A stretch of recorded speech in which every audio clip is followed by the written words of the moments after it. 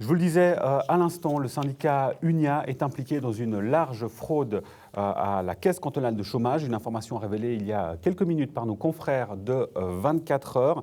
Ce sont des employés fictifs qui étaient déclarés à la Caisse du chômage. En tout, c'est des secrétaires syndicaux, et une vingtaine de patrons dans le secteur de la construction qui sont impliqués dans cette affaire. Yves Deferrard, bonjour. Bonjour. Vous êtes secrétaire syndical, je le disais tout à l'heure. Cette information, vous l'avez apprise ici même. Je l'ai appris ici même en rentrant dans les studios. Donc pour moi, ce n'est pas une information qui est avérée. Je n'ai aucune idée. Je vais rentrer après cette interview ici dans nos locaux à Lausanne. Alors d'après nos confrères de 24 heures, il y a eu des perquisitions à 5 aujourd'hui. heures du matin, puisque c'est d'après ce qui était comme information, une perquisition qui a été faite à 5 heures ce matin. Donc je suis bien absolument pas en mesure de pouvoir vous dire qui pourrait être concerné, puisque en tous les cas, moi, je me trouve sur votre studio. Et c'est une information du 24 heures que vous m'avez montré juste avant de montrer dans le studio, donc je n'ai pas vraiment d'autre chose à vous communiquer que cela. Je comprends bien. Des éléments, vous ne pouvez pas vous prononcer sur une information que vous n'avez pas pris connaissance, mais Non. une réaction quand même, c'est pour le moins choquant. Bon, c'est toujours choquant si vous le dites comme ça, qu'il pourrait y avoir une fraude d'assurance Ça sociale. ne l'est pas, d'après vous ? Bien sûr.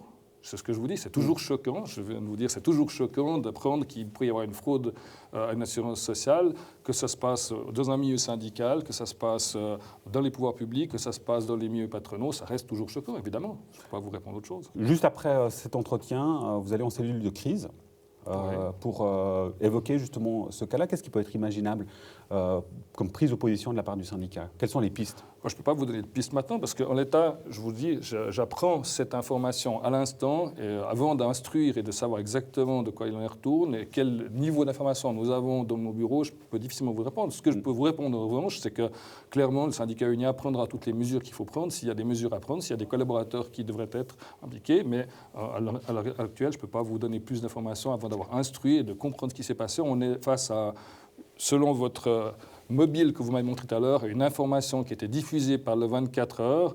Je ne sais pas s'ils étaient présents à 5 heures le matin lorsqu'il y a eu les perquisitions auprès de la police. Moi, je n'ai pas d'informations à vous donner en l'état, personnellement, ici sur studio, quand bien même je voudrais le faire. Je comprends bien. En tout cas, j'étais là pour parler de Generali, mais comme vous voyez, je ne me suis pas défilé, je n'ai aucun problème Absolument. avec cela, parce que c'est une invitation que vous m'avez faite, qui tombe au moment précis où une information arrive. Et voilà. Et je comprends bien. Je vous remercie d'ailleurs justement d'avoir accepté de réagir à cela. Pour être tout à fait complet, on va préciser qu'il s'agit de plusieurs millions de francs d'escroquerie et l'affaire aurait débuté, selon donc, nos confrères de 24 heures, en 2013.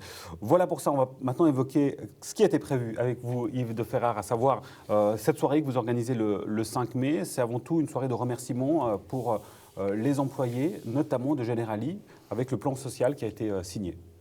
Oui, absolument. D'abord, il y a eu chez Generali des sauvegardes de places de travail. Je crois que le plan social est une chose, mais il y a aussi eu des sauvegardes de places de travail. Ce que les salariés voulaient faire, les délégations des deux entreprises aussi, c'est d'une part, je pense aussi, il faut le relever, remercier les autorités communales, qui, lorsqu'il y a des négociations ou des conflits collectifs, des dissociements collectifs, sont importantes. Il faut savoir qu'on a besoin de logistique quand on est face à des restructurations importantes, de salles dans des moments précis, d'urgence, etc.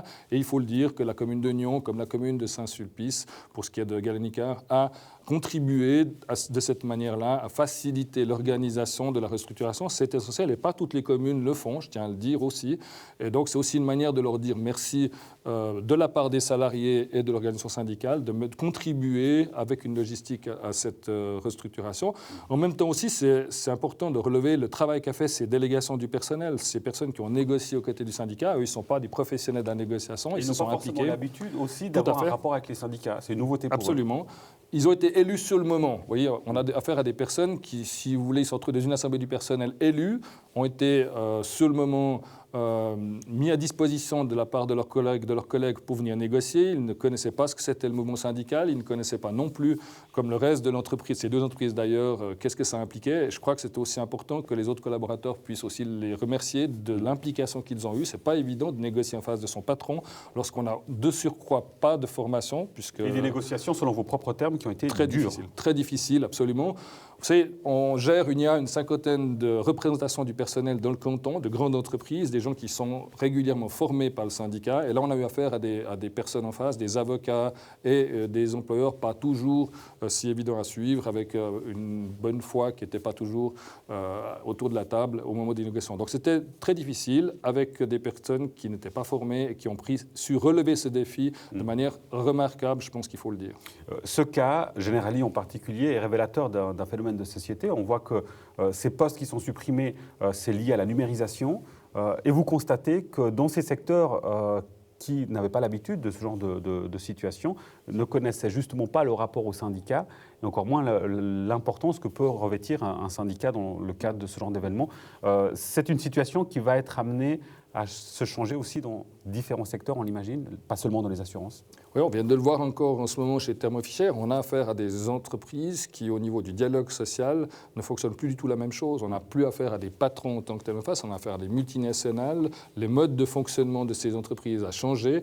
Effectivement, on doit faire face à des situations complètement différentes d'à l'époque. Et puis, ce qui se passe aussi, c'est qu'on a affaire à des avocats qui sont en face, qui essayent de contourner au maximum les dispositions légales. Ça, c'est aussi relativement nouveau. Et on l'a vu chez Gallicard, des employeurs qui essaient de contourner le syndicat en payant des avocats, toute une série d'éléments qui sont assez nouveaux, somme toute, dans ces conflits sociaux auxquels il faut faire ça. Par contre, ce qui est intéressant à voir, c'est qu'on a finalement des taux de syndicalisation dans ces entreprises qui sont maintenant extrêmement élevés. Et puis, alors c'est vrai que ces méthodes, paradoxalement, amènent plus de conflits. Parce qu'il n'y a pas de partenariat social. Bon, nous, on peut y faire face comme syndicalistes. Ça augmente les représentativités du syndicat de manière importante. Et de l'autre côté, je pense qu'on a réussi dans ces entreprises, le syndicat a montré qu'on est capable d'obtenir des résultats lorsque, dans une restructuration, on fait face à cela et on se défend. Le 5 mai a uni Global Union justement pour cette soirée de remerciements. Et puis je vous rappelle cette information que l'on a pris connaissance il y a quelques minutes. Donc des employés fictifs étaient déclarés au chômage par une vingtaine de patrons du milieu de la construction et aussi par des secrétaires syndicaux de UNIA précisément. Yves de Ferrare nous disait qu'il avait appris l'information ici même et que ne pouvait pas s'exprimer plus que cela. Une dernière chose quand même à ce sujet-là, Yves de Ferrare, est-ce que ça ne montre pas qu'il y a un problème de contrôle au sein du syndicat? Moi, je pense qu'il n'y a pas d'organisations qui sont infaillibles. Il y a eu des difficultés dans toutes sortes d'organisations, à l'État comme ailleurs. Je pense que tant qu'il y a des êtres humains, il y a des possibilités de dérapage, où que ce soit. Après, les contrôles, vous savez, c'est des mesures qu'on peut prendre. On peut améliorer lorsqu'on a connaissance d'éléments qui méritent de prendre plus de précautions. La difficulté dans ce chose, c'est d'instruire et de savoir qu'est-ce qui s'est passé. Dans les assurances sociales, de manière générale, sans parler de ce qui se passe ici, si on a des personnes qui se présentent dans un secrétariat qui procurent des documents, c'est très difficile pour des personnes qui soient fonctionnaires, qui soient dans n'importe quelle institution, de vérifier que ces documents soient justes. On ne peut pas forcément savoir si ce qui est écrit dessus est vérifié à chaque document qui soit, sinon on n'arriverait pas à avancer. Donc, il faudrait voir à quel niveau cela s'est passé.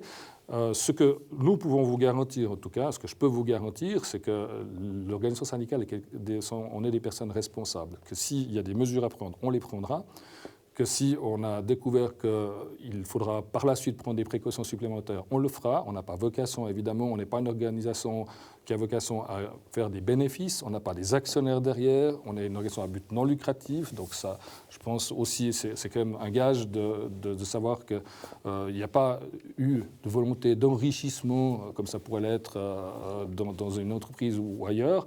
Donc je crois que s'il y a des mesures à prendre... Là, on parle quand même de plusieurs millions de francs, donc il y a forcément un intérêt financier. Plusieurs millions de francs, moi je ne sais pas ce que ça veut dire, parce que vous parlez de plusieurs millions de francs, on parle de 20 entreprises qui sont incriminées là-dedans. Et des qui a touché les 20 millions? Moi je ne sais rien, vous n'en savez rien en ce moment.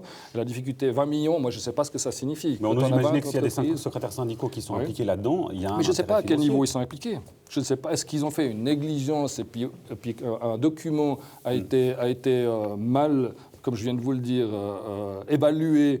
Au moment, si je vous remets un certificat médical, est-ce que je suis sûr que c'est bien le médecin qui a écrit sur le document le certificat, ou est-ce qu'on a mis du typex dessus, ou est-ce que c'est quelqu'un d'autre qui l'a écrit?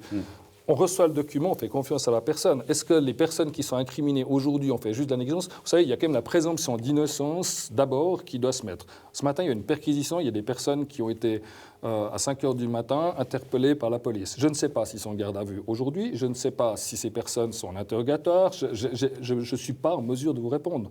Donc la seule chose que je peux vous dire en ce moment, c'est qu'on va, dès cet après-midi, instruire que s'il y a des mesures à prendre, on les prendra. Il se trouve qu'à 5 heures du matin, je dormais, la police n'est pas venue chez moi, donc je me sens relativement à l'aise et c'est pour ça que je n'ai pas décliné votre invitation. On assume ses responsabilités, ce n'est pas très heureux évidemment ce qui a été communiqué, mais il y a aussi eu déjà des communications qui ont été faites de manière généralisée, hein, on peut parler de 20 millions, après il faut savoir quelle part de responsabilité les personnes ont, à quel niveau, et à partir de là, je pense qu'on sera en mesure de répondre. Et soyez certains qu'on ne va pas se défiler chez Unia. S'il y a des choses à répondre, s'il y a des choses à corriger, on le fera et on l'expliquera. Yves de Ferrare, un grand merci pour votre prise de position et votre transparence. Bonne continuation. Merci beaucoup.